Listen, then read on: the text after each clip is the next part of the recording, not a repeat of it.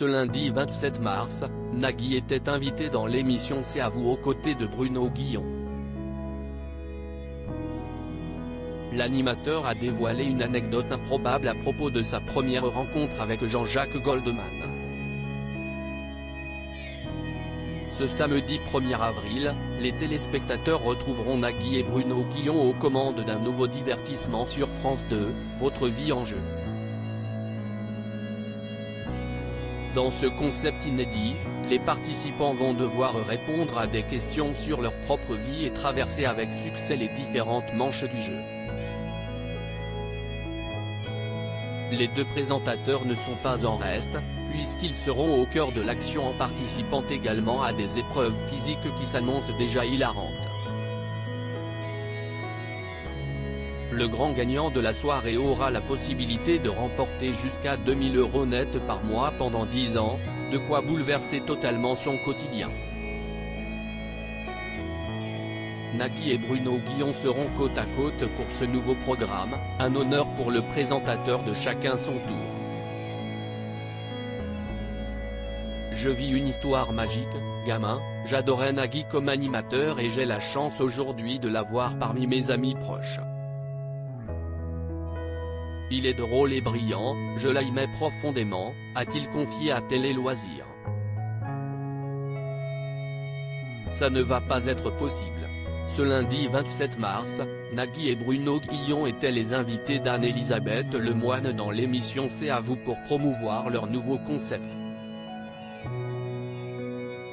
Ils ont accepté de jouer à un jeu ressemblant aux amours pendant lequel ils devaient répondre à des questions sur l'autre sous peine d'être aspergés d'eau. La présentatrice a alors demandé à Bruno Guillon, qui Nagui a-t-il accepté d'interviewer à l'époque à contre-cœur, mais il n'a pas réussi à trouver la bonne réponse. Il s'agit de Jean-Jacques Goldman.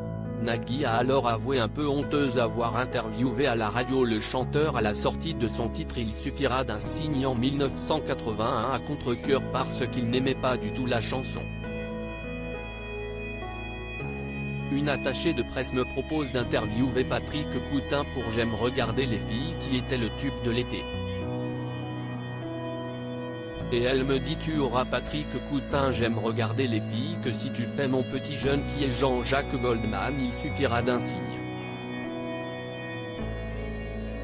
Je lui dis j'écoute et donc j'écoute le disque. Et je me dis bah non. Ça ne va pas être possible, a-t-il expliqué. Il s'en est souvenu et on en a parlé. Finalement, le présentateur de N'oubliez pas les paroles a accepté non sans mal de poser quelques questions à Jean-Jacques Goldman. Sur 30 minutes d'interview, j'ai fait 25 ou 26 minutes Patrick Coutin, a-t-il avoué sur le plateau. Il a ensuite expliqué ne pas l'avoir vraiment pris au sérieux et avoir tourné leur discussion sur le ton de la rigolade. Puis plusieurs années plus tard, l'animateur phare de France Télévisions et le monument de la chanson française se sont expliqués à propos de cette séquence. Il s'en est souvenu et on en a parlé. Et depuis, il a fait le générique de Taratata, a-t-il conclu.